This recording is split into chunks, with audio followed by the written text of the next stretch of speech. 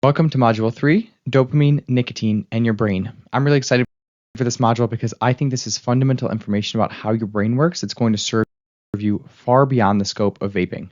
All right, let's get started. Dopamine is a neurotransmitter or a chemical in your brain that's responsible for motivation, drive, pleasure, craving, and movement. It's responsible for how you feel right now in this moment, how you'll feel in 10 minutes, and how you'll feel for the rest of your life. Dopamine is the currency of motivation.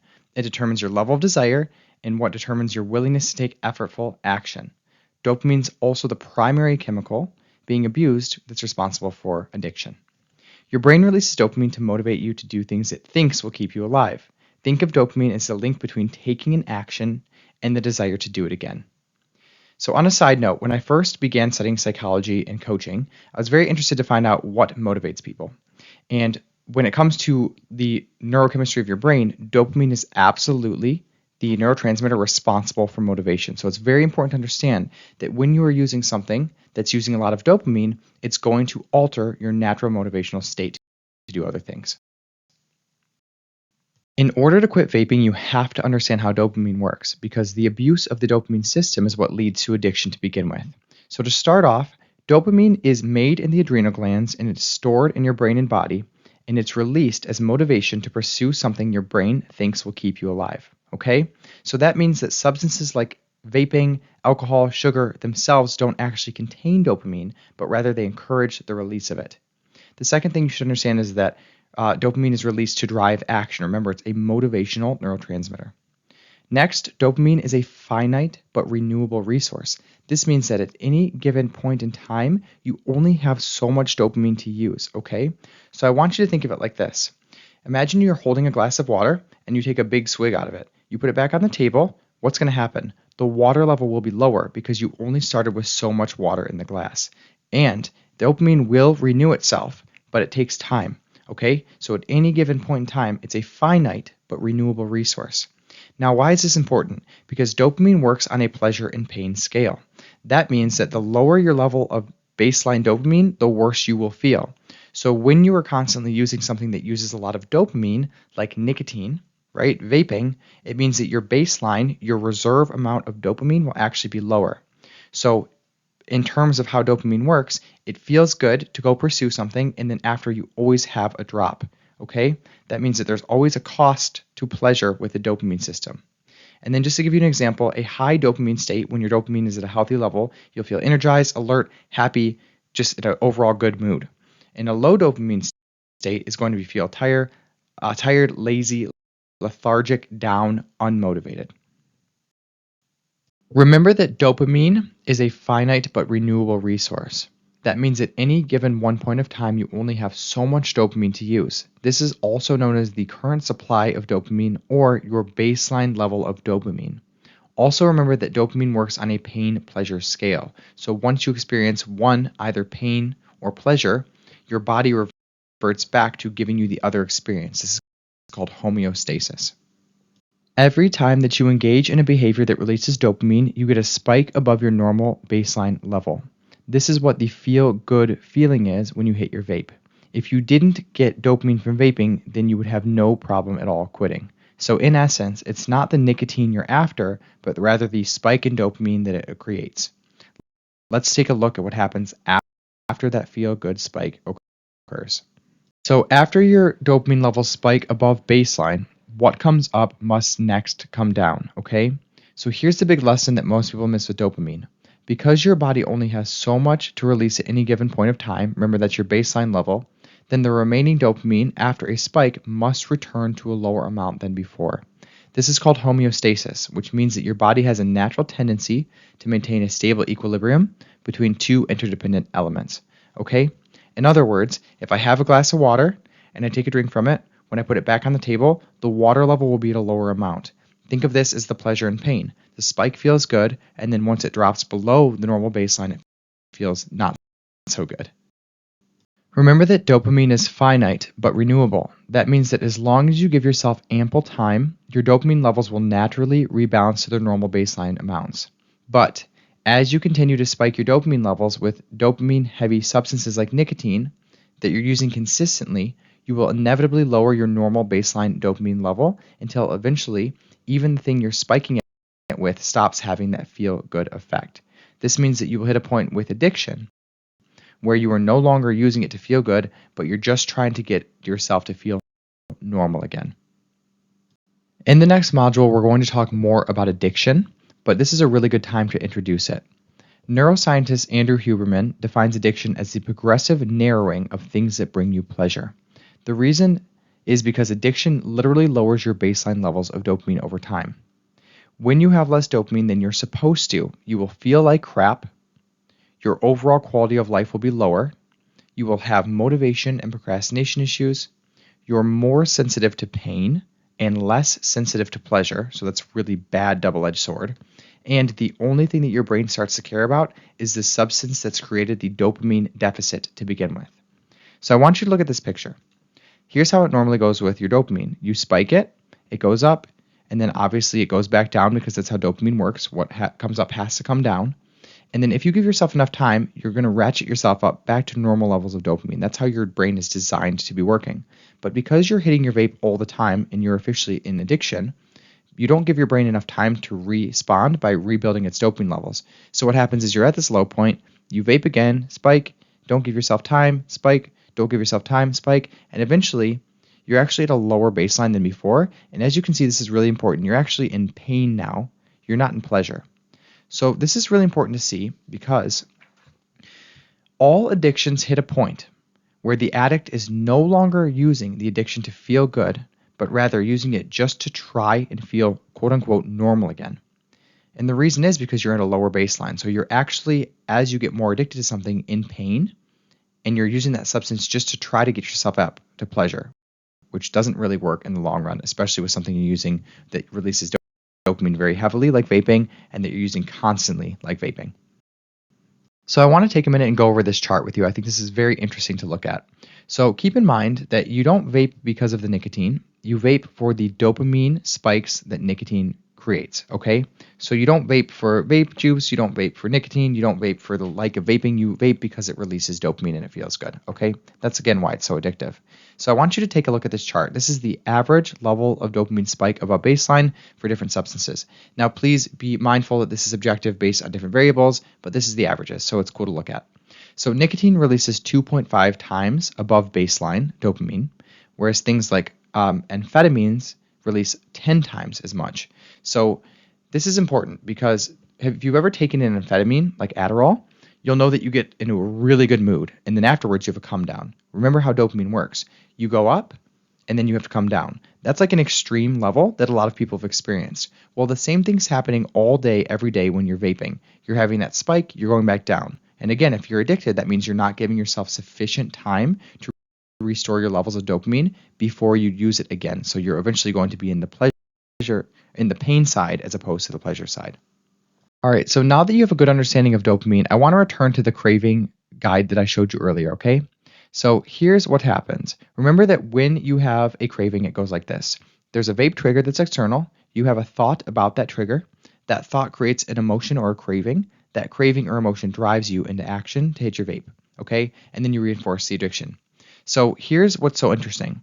A vape triggers an external circumstance, right? So let's say that you're outside and you see somebody hit their vape, okay? You're sitting here, you're at your normal baseline levels of dopamine, and then what happens is you have a thought about that trigger. Ooh, that looks really good. Something like that. That vape looks good, I need to hit that. So when you have a thought, your dopamine actually spikes up a little bit, okay? And then what happens is you have a craving. So everybody's experienced a craving in their body. It feels uncomfortable. Why is it uncomfortable? Because the thought that preceded the craving spiked your dopamine, and then afterwards, remember, your dopamine has to go back down. So a craving is actually your body giving you a little bit of a taste of dopamine. Remember that dopamine itself is a motivational neurotransmitter, okay? That means that in order to motivate you to action, it's going to use this, okay? We don't really act when we're feeling good. We act when we're not feeling good. So it uses this dip below baseline levels of dopamine to motivate you. So after you have that uncomfortable emotion right here, that craving, that's when you're driven to hit your vape. Very interesting to see this. So every single time that you have a thought about nicotine or vaping that makes you want to hit it, the reason that you're making you want to hit it is because you're having a little bit of a feel good, and then you get that drop down. That drop down is when you seek out the reward, which is vaping. Okay? Very, very interesting, very important to understand that. Now, what's so cool about this program and the thought work that you're going to learn is that you can actually intercept this thought consciously. Remember that this whole thing happens largely unconsciously, okay? We're having thoughts about vaping all day long, every day, about circumstances that make us want to vape. Well, part of the fun thing that comes with taking control over your thoughts and your emotions is that right here, you can still have the same trigger and you can just have a neutral thought about it. Or you can have a thought that doesn't actually make you want to crave vaping.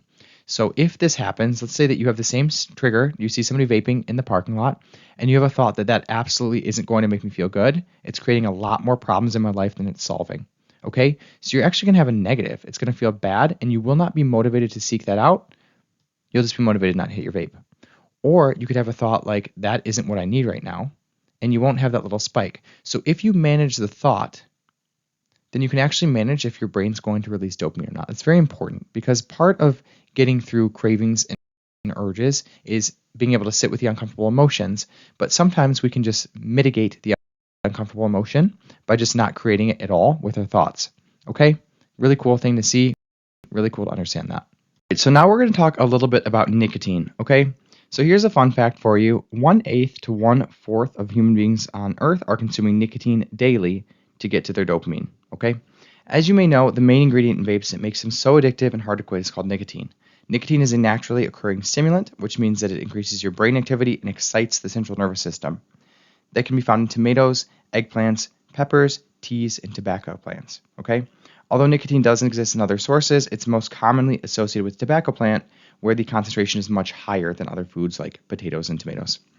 When being taken in normal amounts, nicotine itself is relatively harmless, and because it's a stimulant, can have mild benefits like increased concentration, focus, and relaxation.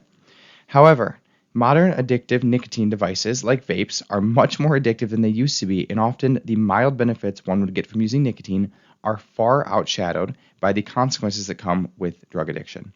The reasons why nicotine is so addictive, especially with vapes, is because it releases a lot of dopamine very quickly. It's actually the speed and intensity of the dopamine spike is what determines a substance's addiction potential. Understanding this helps you to see that modern day vapes provide the perfect storm for addiction to take place. So I want to take a minute and just talk to you about why vapes today are the perfect storm for addiction. Like the way that they're delivered and created have actually made them more addictive than almost any other substance on earth. And here is why. I just want to note this too. Even traditional cigarettes are easier to quit than vaping for a couple of reasons we're going to talk about, okay? So first of all, vaping enters the brain even faster than traditional cigarette smoke. That's important to understand because remember that the addictive potential of something is determined on the speed of dopamine spike and also the intensity. So they're faster than traditional cigarettes, and often they include more nicotine, which is more of a dopamine spike than you would get with a cigarette. So it's more reinforcing and therefore even more addictive than cigarettes. This becomes a huge problem when we look at how nicotine is being delivered in modern-day vapes. Today's vaporizers are literally the perfect storm for addiction and dependency, and here's why. Okay, so we're going to go through each step. For one, nicotine naturally releases dopamine. Okay, so that's just a fact that nicotine releases dopamine. That's not necessarily a problem in itself, but obviously anything that releases dopamine has a potential to be addictive. Next, nicotine in today's vapes is being highly concentrated by using lab-engineered nicotine salts. Remember, a nicotine salt is when you add an acid to a base of nicotine. So what that means is you can inhale much more nicotine than your body actually thinks it's inhaling. What we're doing with nicotine salt is we're turning off the body's natural defense mechanism to saying, hey, that's too much nicotine to inhale at once. It tricks your body into being able to use more of it. So obviously, much more concentrated equals much more addictive. Now, the third thing is that vapes turn the nicotine into a vapor that enters your body incredibly fast, even faster than traditional cigarettes, and often with a higher level of nicotine, okay? And this is estimated in about less than 10 seconds. You can actually reach the BBB, the blood-brain barrier, and get your dopamine released. All right, next, vapes have no endpoint like a traditional cigarette would, or like a coffee or an alcoholic drink, okay? That means that unlimited hits, like vapors don't have any kind of cap. They don't know how much they're using. And truly, like the normal vapor has no idea how much nicotine they're ingesting, and they're doing it constantly. And finally, vapes removed the negative stigma associated with traditional cigarettes and normalized nicotine use with the youth and even with the general public that wouldn't have been smoking or using nicotine before. Okay, So this is also due to some pretty reckless advertising and predatory marketing. Nicotine addiction is perceived as cool again. Yeah, so there's a whole documentary. You can look it up. It's called Big Vape on Netflix. It's all about how Juul kind of wasn't the most ethical with their marketing, and they made it look cool to vape. And then they also created devices that were incredibly addictive and didn't do any education about the nicotine levels in them. Okay, so this is literally the perfect storm for addiction. Is that we've taken a substance that's naturally occurring that already releases dopamine, we've concentrated it to the most concentrated version that your body can possibly tolerate by turning off your body's natural defense mechanism. We've given you no endpoint to how much you can consume with no actual like filter or amount that you're even understanding how much you're consuming. We've also removed all of the stigma behind vaping, and then we've also made it delivered incredibly and potently fast as possible. Do you see why this is the perfect storm for addiction? It's no wonder that you're taking this program right now. It does not surprise me. Thankfully, I'm going to teach you the mindset tools and the emotional tools of overriding this incredibly addictive device. But just be mindful that if you're addicted, nothing's gone wrong. Everything has gone right. Okay?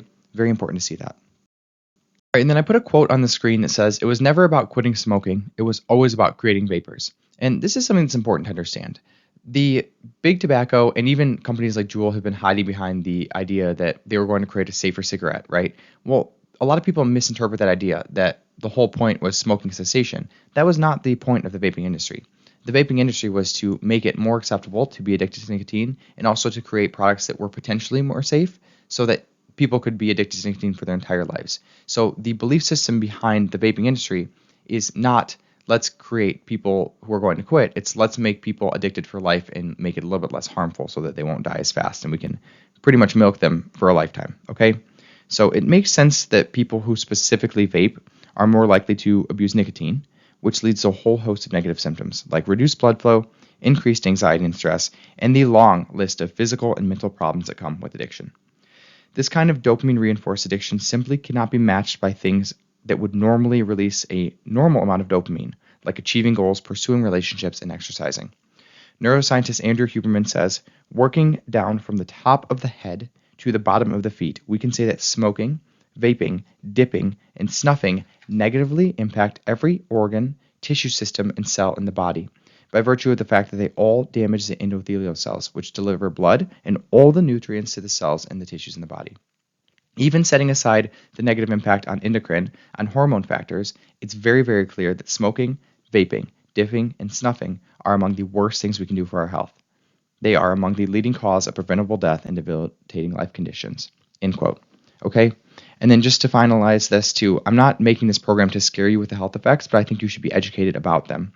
Even for people who are vaping, not just smoking, there are studies coming out that are confirming greatly increased probability of stroke, peripheral vascular disease, because your body cannot clear out toxins and debris that cells generate due to loss of blood flow, higher rates of heart attack, higher rates of cognitive decline because your brain cannot get nutrients when blood flow is restricted, decline of working and long-term memory, reduced penile girth. Okay, this is important.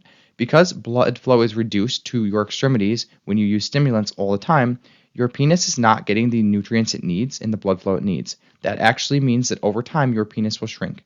That makes sense, right? If I don't have blood flow to any kind of a piece of my body, it will slowly shrivel off and die. That's exactly what it's doing. You can look up studies for that as well.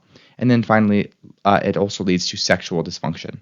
So vaping is a perfect storm for addiction, and that's important to understand, okay?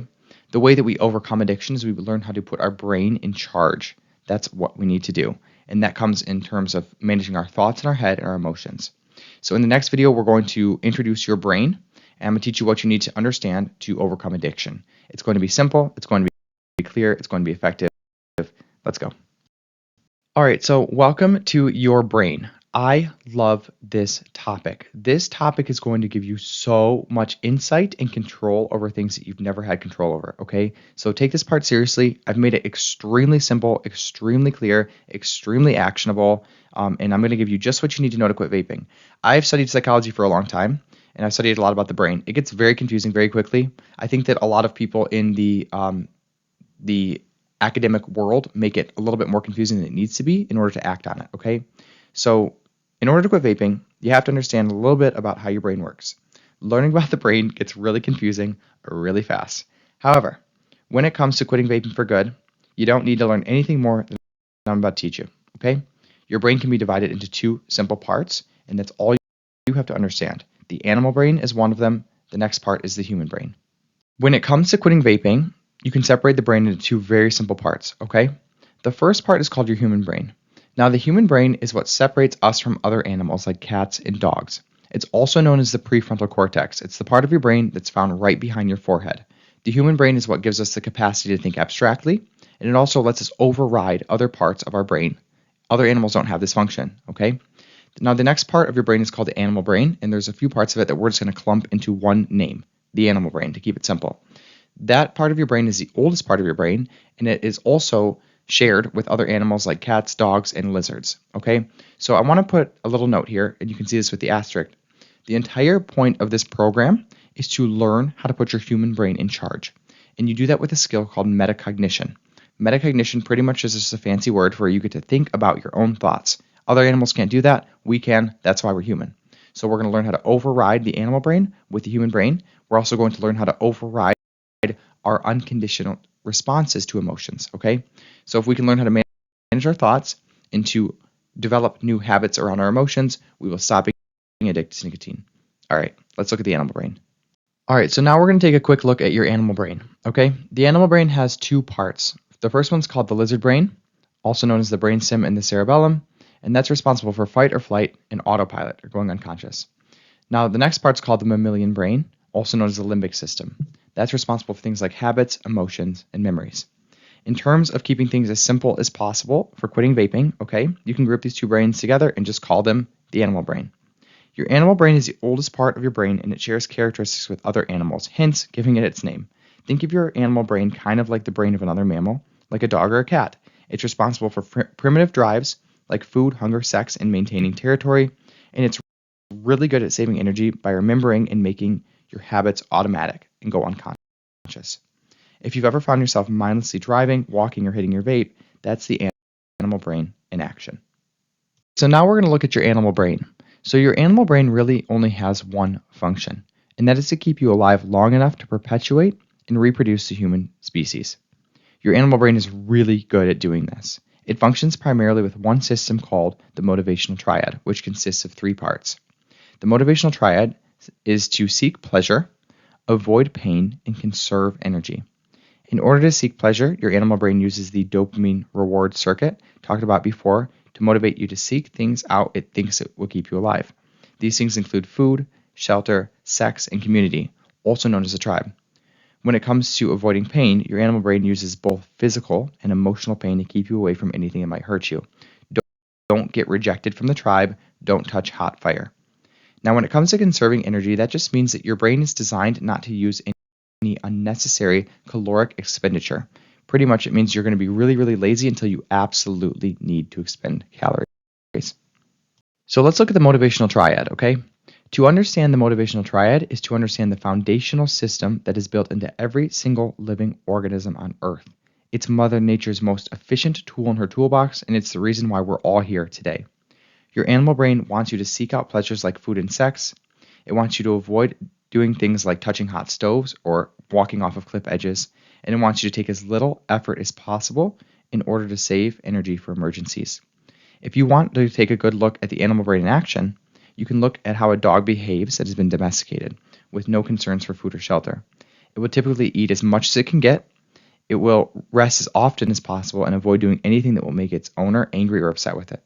The motivational triad's genius lies in its simplicity, and we should all be grateful for our animal brain. But there's one huge problem with the triad, and it's a huge reason why you have trouble quitting vaping today. Your animal brain was never designed to live in an environment like we have today, with so many abundant and artificially concentrated sources of dopamine surrounding us. About 10,000 years ago, our ancestors lived in caves. In this type of environment, the motivational triad worked amazingly, exactly how it was designed to. In fact, our animal brains were designed to be the literal perfect match for the hunter and gatherer environment. So let's look at the motivational triad for our ancestors. We would seek pleasure, hunt, gather, food, sex, warmth, connection. All of those things would keep us alive. We would avoid pain. Don't hunt bears alone. Run from danger. Avoid cliff edges. Do not touch fire. Fire bad. and then we would conserve energy. No unnecessary caloric expenditure, okay? So this environment was perfect for survival, and that's what our brains were designed to do. In this environment, everything was working exactly as designed. So the problem with that is that today's society is filled with so much abundance that unless we learn how to manage our brain, it will be the death of us. That's literally what's happening. I love this picture I found on Canva. I just think it's a great picture, but this is what happens. Have you guys ever seen Wall-E, where they're on the spaceship in the future and like all the people are completely fat and they're just watching TV and they're all very unhealthy and they're all like literally killing themselves with dopamine? That's exactly what's happening today. So let's look at present day motivational triad, okay? We do things by seeking pleasure like vaping and other nicotine sources, sugar and flour, video games, TV, porn, drugs, medications, alcohol, gambling. We avoid pain. We still avoid things like rejection, fear, avoid doing any physical or emotionally uncomfortable activities, and we don't touch fire. Fire bad. That's still in effect. And then finally, we conserve energy. We sit on the couch all day. We work as little as possible. We literally have things like escalators and planes and cars and transportation, and we are still designed with the motivational triad, but our society is mismatched for it. So to put it simply, our brains are simply not designed to be in an environment like we have today. In addition to having abundance, so abundant sources of all the things we need to survive, our society has also concentrated things artificially to a level that releases an artificially high level of dopamine and creates an over desire for these things, also known as an addiction. That means unless we can learn to override our animal brain's desire to fulfill the motivational triad, we are doomed to a life full of addiction and ultimately a lot more suffering. Thankfully, this is exactly where your human brain comes in. All right, welcome to your human brain. This is the part of the program where it gets really, really juicy, and this is really good stuff, okay? So take notes, pay attention, and here we go. Your human brain is what makes you, well, human. It's the part of your brain that gives you the power to think about the future, plan, create, think abstractly, set goals, and practice emotional regulation. That last one, emotional regulation, is going to be very important for you to understand when it comes to quitting vaping. Think of your human brain, as being literally slapped right on top of your animal brain. That means that us human beings are pretty much walking around with dog brains, but with prefrontal cortexes attached to them. It's kind of a funny visual, but it really is what we have going on, and it makes sense to look at our life from that perspective. Does it ever feel like you have two people inside of your head? The first one really wants you to set goals that are scary and go after them. Like you're about to make the call and sign up for the open mic night you've been dreaming about at the comedy club for so long, but then all of a sudden you get that impulse. That one that's like, hey, whoa. That seems like a lot of energy. You might even make a fool out of yourself because you're going to bomb it. Just screw it. It's Friday night. You deserve to grab a backup vape, and you cannot miss dollar beer night again. This could be the last one, man. The dollar's inflating, and you do not want to miss the dollar beer night. Remember what happened to the Dollar Tree, or should I say the $1.25 tree? Although this is kind of dramatized, this is actually the dichotomy of your human and your animal brains, always working against different things. Your human brain just wants you to have higher abstract goals and have a meaningful life, whereas your animal brain just wants you to survive long enough to have sex and throw some babies out. Okay? But this is the however. And this is a big however. Like the entire reason my career, my life in this course exists, however.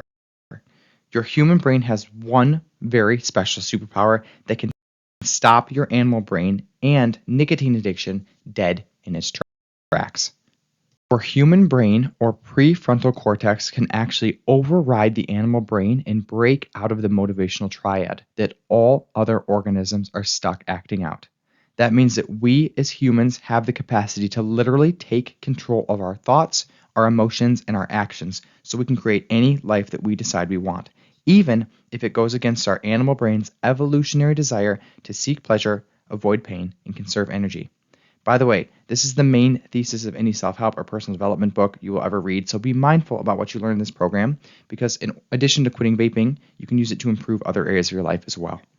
All we have to do is learn how to use this overriding superpower. In the next section, you're going to learn about nicotine addiction. Then, the rest of this program is going to be devoted to teaching you the technical skill set of overriding your animal brain so you can finally take back control and quit vaping for good. I'll see you in the next module.